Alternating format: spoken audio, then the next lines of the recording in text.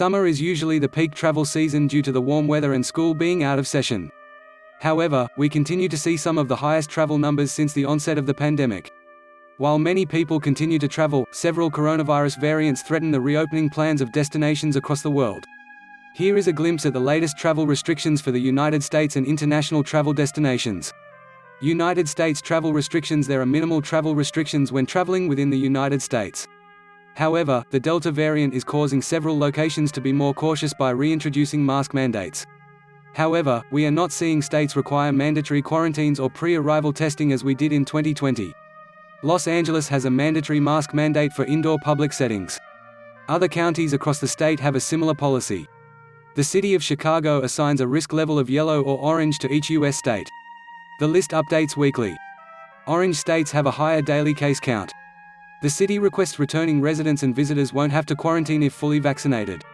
However, the unvaccinated and partially vaccinated should either get a negative test or self-quarantine for 10 days.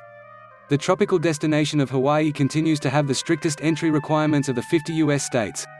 Tourists and returning residents will need to show proof of vaccination or have a negative pre-travel test to waive the mandatory 10-day quarantine. A follow-up travel test is no longer necessary for interisland travel.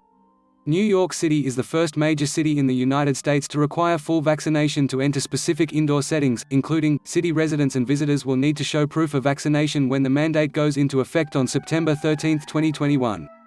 The transition period starts on August 16, 2021. You might be considering a trip to Puerto Rico for a Caribbean getaway that doesn't require a travel passport. Proof of vaccination or a negative pre-arrival test is necessary to avoid a potential monetary fine or a mandatory quarantine. International travel restrictions vary by nation. However, it's possible to fly to several destinations in Latin America, the Caribbean, Europe and Africa. When returning from any foreign country, travelers must have a negative test result to re-enter the United States. Fully vaccinated Americans will finally be able to travel to Canada for non-essential travel for the first time since the pandemic started.